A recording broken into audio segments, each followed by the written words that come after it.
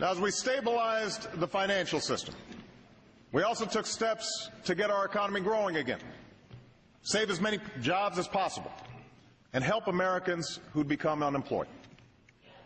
That's why we extended or increased unemployment benefits for more than 18 million Americans, made health insurance 65% cheaper for families who get their coverage through COBRA, and passed 25 different tax cuts. Now, let me repeat. We cut taxes. We cut taxes for 95% of working families. We cut taxes for small businesses. We cut taxes for first-time home buyers. We cut taxes for parents trying to care for their children. We cut taxes for 8 million Americans paying for college.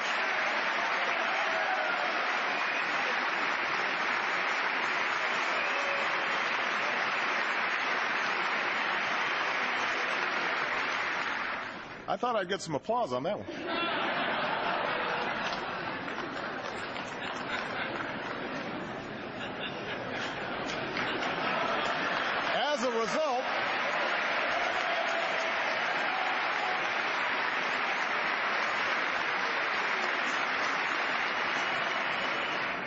As a result, millions of Americans had more to spend on gas and food and other necessities, all of which helped businesses keep more workers. And we haven't raised income taxes by a single dime on a single person. Not a single dime.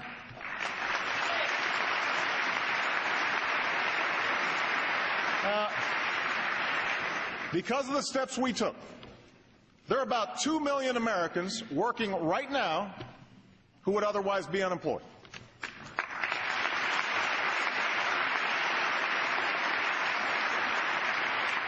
200,000 work in construction and clean energy. 300,000 are teachers and other education workers. Tens of thousands are cops, firefighters, correctional officers, first responders. And we're on track to add another 1.5 million jobs to this total by the end of the year. The plan that has made all of this possible, from the tax cuts to the jobs, is the Recovery Act. That's right. The Recovery Act, also known as the stimulus bill.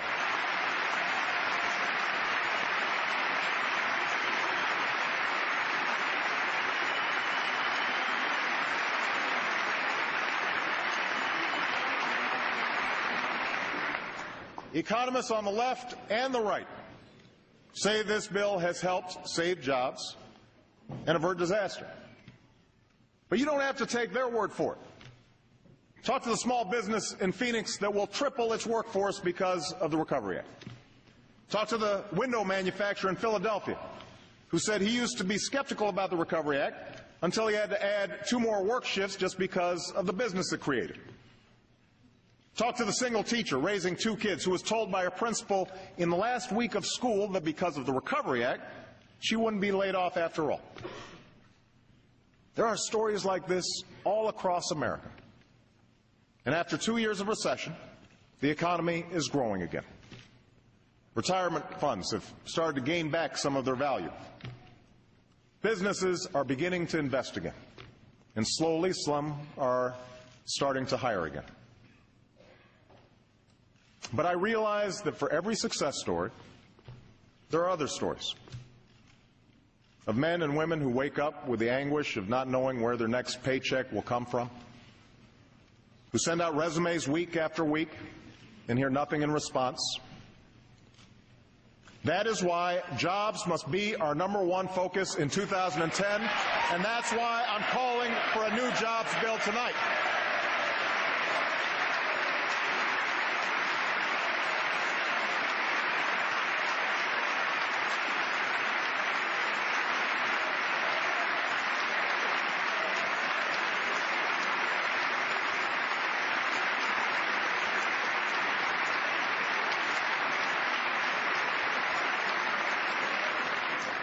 Now, the true engine of job creation in this country will always be America's businesses. I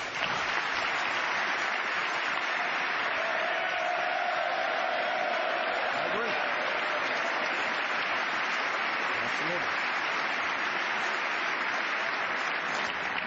But government can create the conditions necessary for businesses to expand and hire more workers. We should start where most new jobs do, in small businesses. Companies that begin when an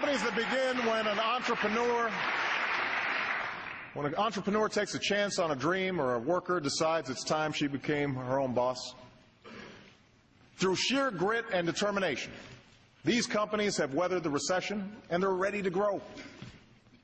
But when you talk to small business owners in places like Allentown, Pennsylvania, or Elyria, Ohio, you find out that even though banks on Wall Street are lending again, they're mostly lending to bigger companies. Financing remains difficult for small business owners across the country, even those that are making a profit. So tonight, I'm proposing that we take $30 billion of the money Wall Street banks have repaid and use it to help community banks give small businesses the credit they need to stay afloat.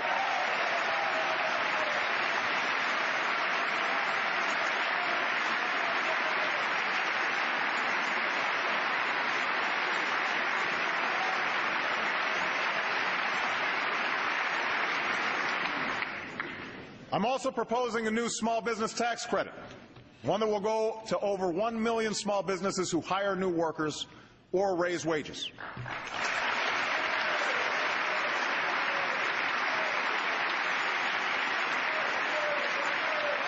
While we're at it, let's also eliminate all capital gains taxes on small business investment and provide a tax incentive for all large businesses and all small businesses to invest in new plants and equipment.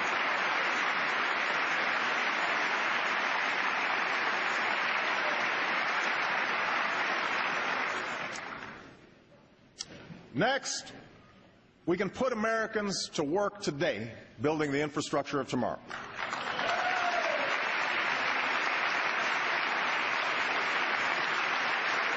From the first railroads to the interstate highway system, our nation has always been built to compete. There's no reason Europe or China should have the fastest trains or the new factories that manufacture clean energy products. Tomorrow I'll visit Tampa, Florida, where workers will soon break ground on a new high-speed railroad funded by the Recovery Act. There are projects like that all across this country that will create jobs and help move our nation's goods, services, and information.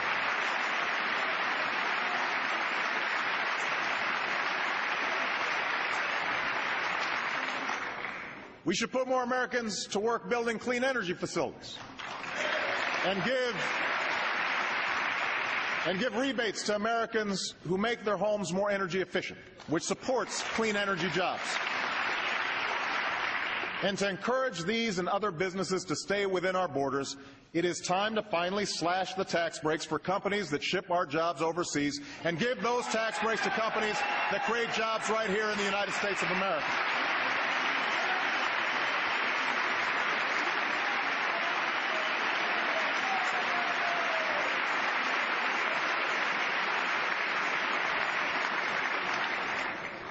Now, the House has passed a jobs bill that includes some of these steps.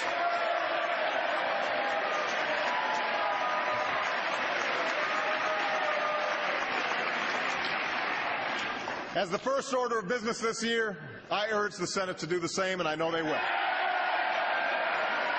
They will.